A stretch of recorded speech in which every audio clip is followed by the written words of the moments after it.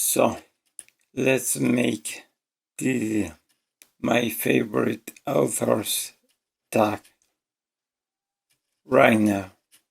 I think most of these categories are going to be in order just because I am an anarchist and we anarchists really love order. My first not quite author is Elizabeth Kostova. I've read 3 books from her, 3 novels. Actually, those are the only 3 novels available from her. And I gotta say, the first and the second one, the first one called The Historian, and the second one called The Swan's Rapture, to me were both just amazing narrative and a delightful use of historical references. She's pretty much considered historical novel writer, but I think beyond that definition lies a very deep understanding of how to construct very intriguing and very developing story. I truly like how her books are always they are a path, a true travel, if you like, and they are constructed with a lot of intimacy and a lot of personal environment, because I am not sure that she has lived all these adventures she narrates, but I am sure that these narrations are populated with a lot of personal references, and I truly like that. The reason she's not quite is because her third novel was really weird and disappointing in some way. I was expecting this kind of beautiful development of the story, and I felt like the story wasn't really developing, and so I just bailed, which is something I almost never do. But in this case, I just bailed, and later my cat ate the last chapter of the book, so it was impossible for me to go back. I truly like when I am expecting the next book of an author, and of course, that is something that is only possible when you are truly hooked to a living author. So I wanted to include that kind of writer or some of those authors in my list. My next not quite author is the Italian writer Giovanni Papini. I've been fortunate enough to read quite a lot of the books of Papini, and I consider him one of the most deeply philosophical narrators from the 20th century. I really like how much he's deeply concerned about humanity as a whole and about individuality as a point of view, but also as a construction or as a foundation for the construction of human relationships. I really do like how he is always deeply universal in his conceptions. He's almost terrifying because in his narrative you can find a lot of points of identification, a lot of points in which you feel included, and that's magical, in my opinion. The reason why Papini is a not quite is because it is a reading that affected a lot my youth, and I am not at this point of my life very involved in reading Papini, but who knows, maybe in the future I would like to reread some of his books, and maybe he will become again one of my favorites. My next not quite is Michel Foucault. Michel Foucault is a philosopher and a thinker that has been part of this quite misunderstanding movement in philosophy called the postmodernism. And he has been accused of a kind of reductionist view of humanity and specifically of human culture. He seems to identify almost every part of human culture with repression and with abuse of power. But I think that in our times there is a huge need for questioning of the structures of power, especially of those from the state and of other structures that seem to be always and perpetually interested in our submission. And in this case, Michel Foucault was always trying to bring light to those structures and to try to make us question and understand how these structures are part of a system of domination, and not only the practical, so to speak, structures of power like police or like prisons or like schools or hospitals, but also language itself. And I think that's a very, very, very necessary and interesting question and a very interesting structure to analyze. My next not quite is Milan Kundera.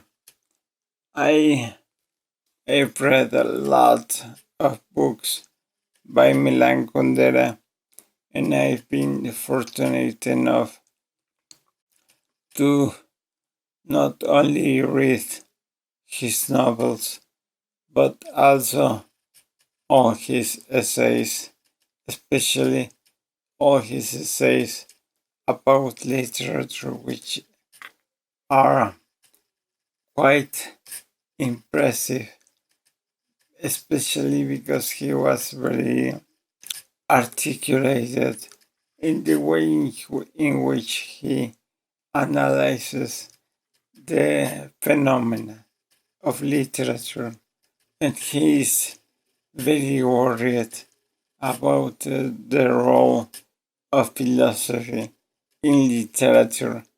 He actually has this quote in which he claims that true philosophy only happens in literature, and most specifically in novels.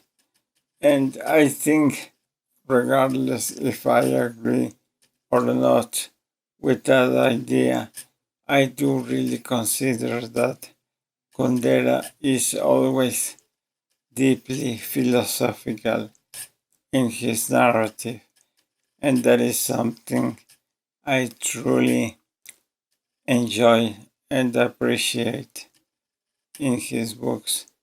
I also consider him to be a very deep and important part of my youth, so I place him here because of that, although I have actually some future reads of him in my list.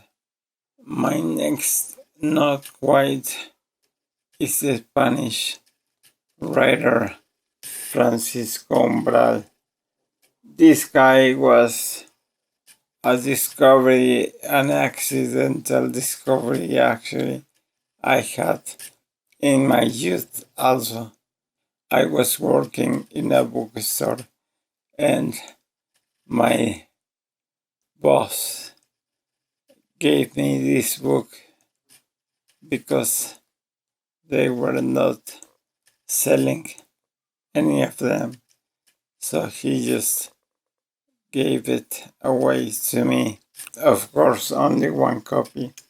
And this book became one of my favorite books in my youth. It was because there is a deep poetry in Umbral's narrative. Again, very worried about the flavor of words, the sound of words, how words play a role not only because of their meaning, but because of how they dance in the narrative. And I would even say how they dance on the paper. And that is a quality that I truly appreciate in a writer. He is a not quite, just because I haven't read as much as I would like from him. I've only read 3 books from him, but he has a very beautiful and vast work that I hope to read in the future. Entering the next level, I must start with Charles Baudelaire, the French poet, which is a very important name in the world of poetry, of course. But in my case, I have been lucky enough to have I would call a personal relationship, not with him, of course, but with his books. A quite necessary reading for me from time to time. He is a very erotic, in a way, writer, but at the same time, there is a lot of darkness and a lot of gloomy emotion on his writings. And I think in so many moments he touches the outskirts of that with a lot of bravery and some sort of defiance, which I truly, truly love. The next author is Umberto Eco. Umberto Eco is, of course, one of the main literary personalities from the 20th century, and of course his influence in not only literature but also philosophy and semiology is incommensurable. I think in my case, my relationship with Umberto Eco is incomplete, I would say. I've only read 3 of his novels and 1 of his semiology treatises. And even when I would like to read more from him, but he is nonetheless a very important referent for me intellectually. I would say he's very close to that Kundera definition that I quoted before: philosophy through narrative. And I found him very intellectually challenging, but at the same time very likable, reachable. I've heard a lot of people complaining about Umberto Eco being difficult to understand, and I will say, to me, is absolutely the opposite. He seems to be a very intellectually relatable character, even when he is challenging. It's a beautiful challenge, the one that Umberto Eco poses to the reader. My next book is Friedrich Nietzsche. If you are interested in philosophy, you need to read something from Nietzsche. He has been, unfortunately, reduced to a couple of quotes, very misunderstood, and unfortunately he has been characterized more through some unfortunate links with some of the most terrible periods of our recent history. But if you are capable of going beyond such prejudices, you're going to find a beautiful, beautiful mind that was ahead of his time and that is very relevant to our times. Friedrich Nietzsche was to me the beginning of my interest in philosophy. He was the first philosopher that I truly read seriously with my full attention, and he became a huge influence, not only in my youth, but throughout my whole life.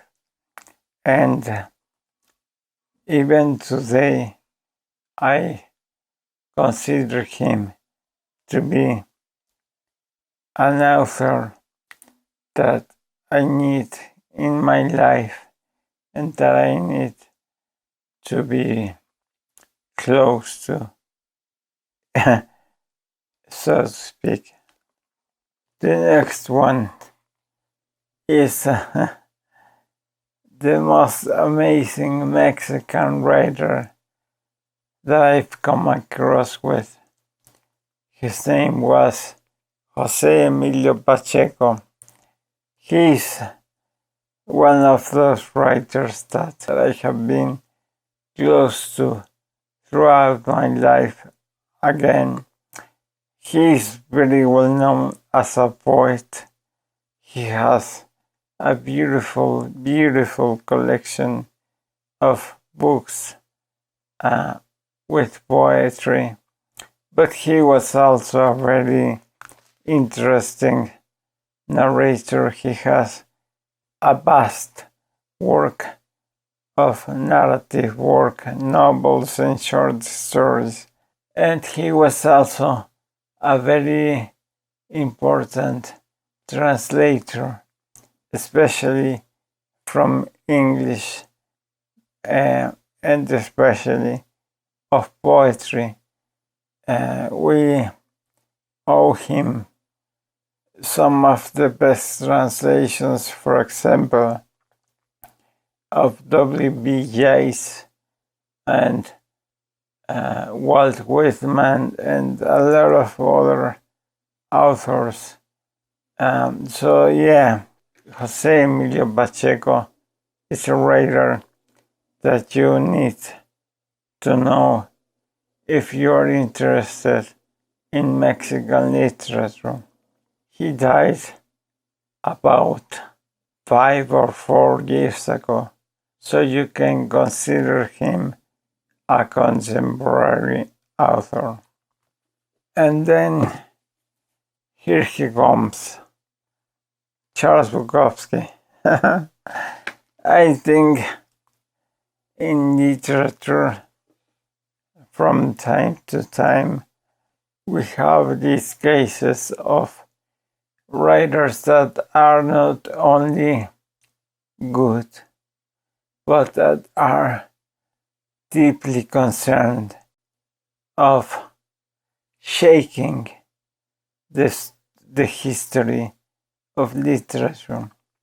Sometimes a good, deeply intellectual shake, but some other times a good shake, or the kind of shake that comes after a good punch in the guts. And Bukowski is that kind of writer. His ways with language and the subjects he brought to literature are just invaluable. You may consider him vulgar or violent or whatever, but you got to acknowledge at least that vibration really transformed the history of literature.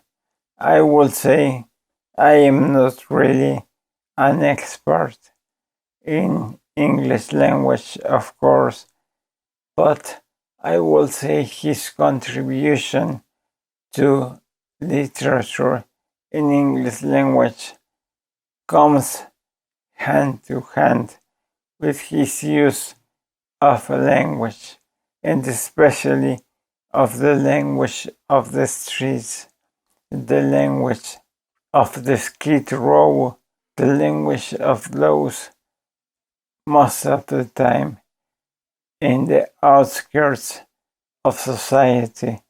And if that is not an amazing contribution, I don't know what it is.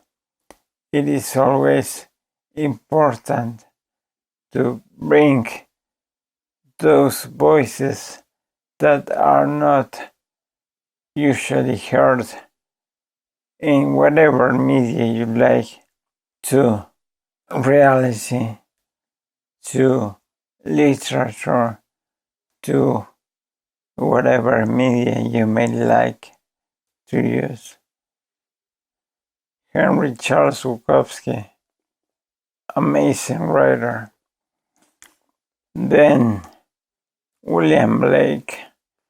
Blake to me is the first political writer I ever read.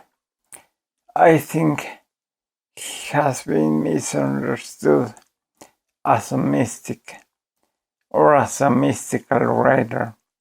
I would consider his work, especially his poetry, but of course some of his essays, as deeply political and even revolutionary.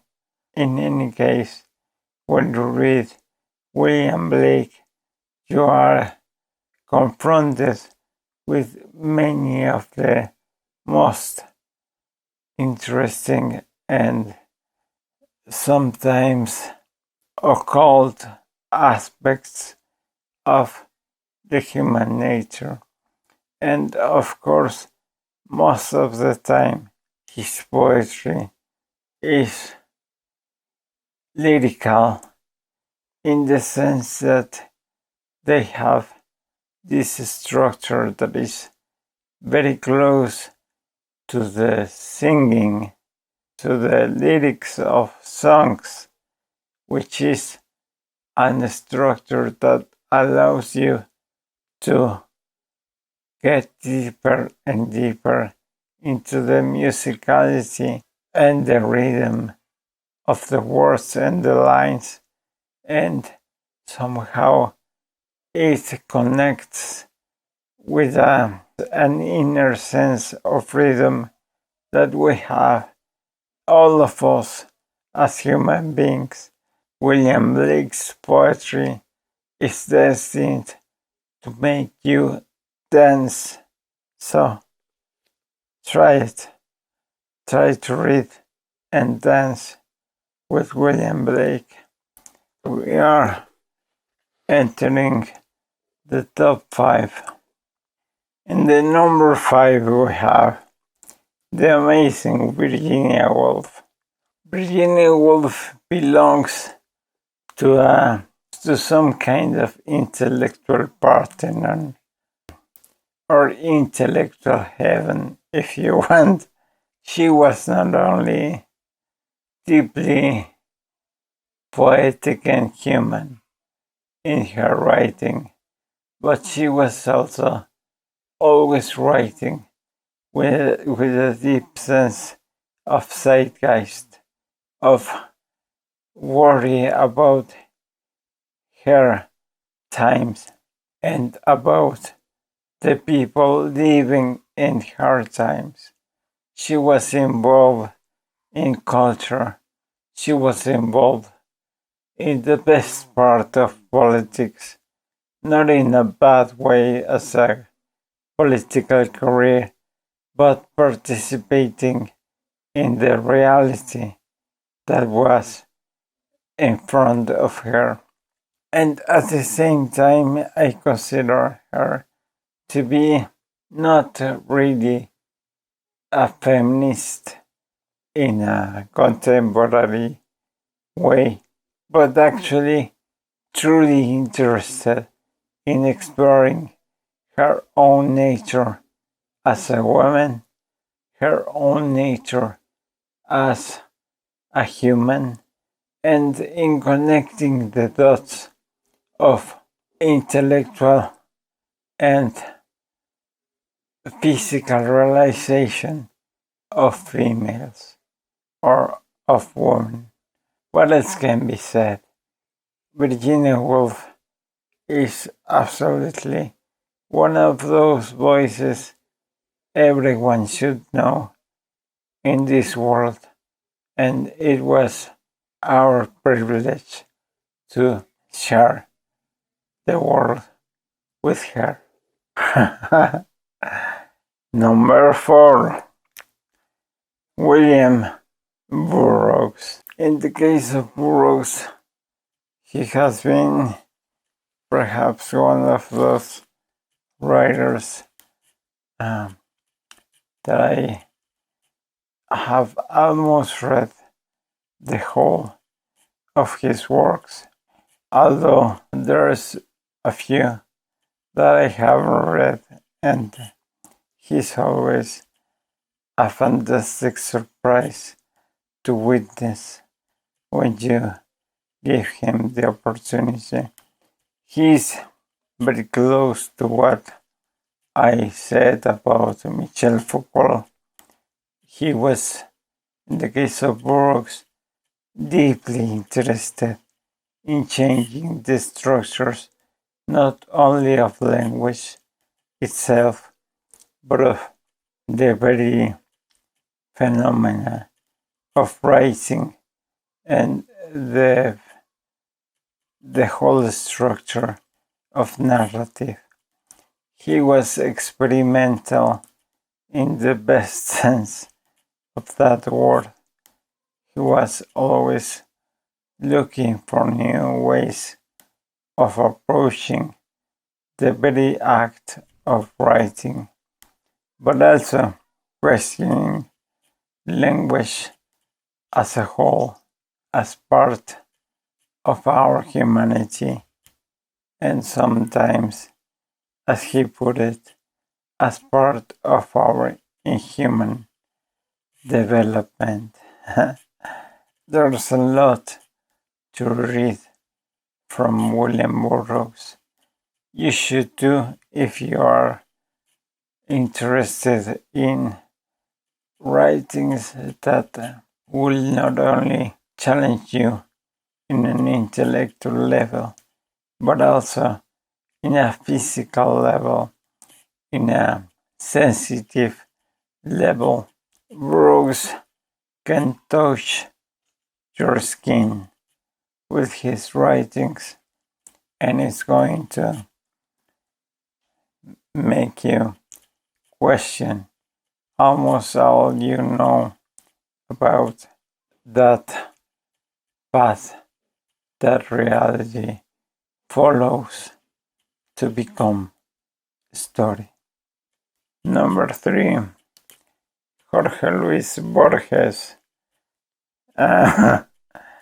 In Borges' case, he is one, in my opinion, one of the unavoidable authors in Spanish.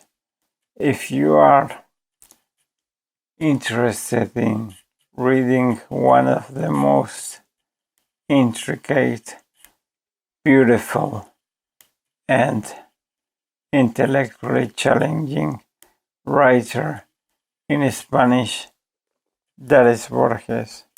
There's a lot to say about Borges, but perhaps in my case, I would underline the deeply libertarian nature of his writings, which is a concept you do not see related often with Borges. But I do really think that in all his intellectual intricacy, Borges was really talking about freedom. In his case, intellectual freedom, the freedom to become always interesting inside of our minds, the freedom to convey all possible knowledge into our minds, the freedom to be alone with our own mind and never be bored or never be dull. And in my case, I really appreciate that notion, especially when perhaps intellectual freedom is the only freedom available to me right now. I am a late reader of Borges.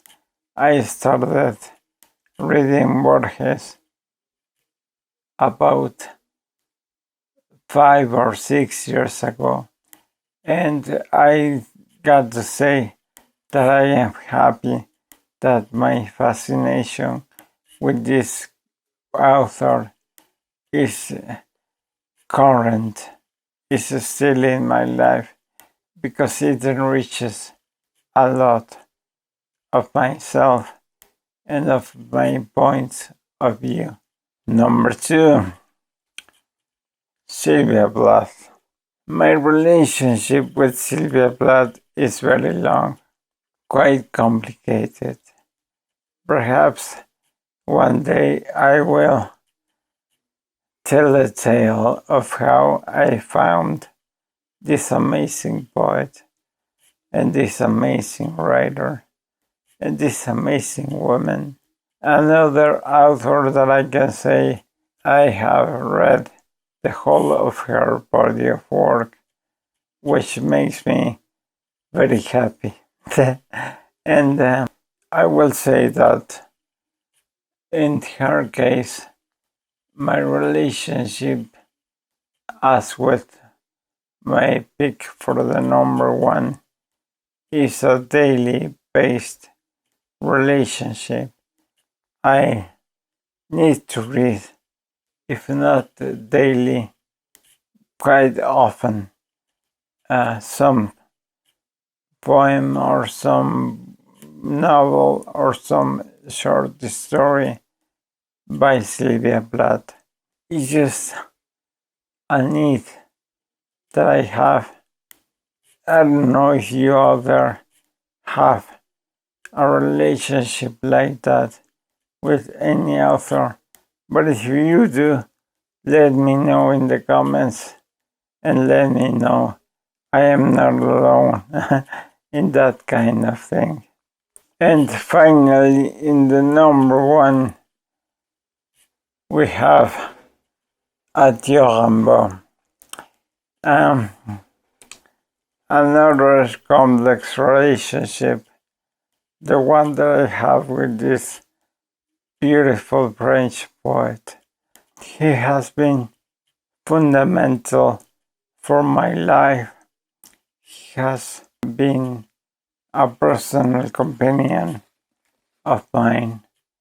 He has been one of those authors that have given me perspective and meaning, and that have somehow affected my life in every aspect. Like in the case of Sylvia Plath, but in this case, on a serious daily basis, the first thing I do in the morning is I write for about 20 to 30 minutes, and then I read one poem by Rimbaud. So yeah, I would say reading Rimbaud every morning keeps me in touch with what I consider important in life, which is beautiness. I will say especially nowadays that I cannot go outside very much. Reading these poems give me a lot of perspective and a lot of happiness. That's how important Rimbaud is in my life. So yeah, I hope you enjoyed this, my favorite authors tag.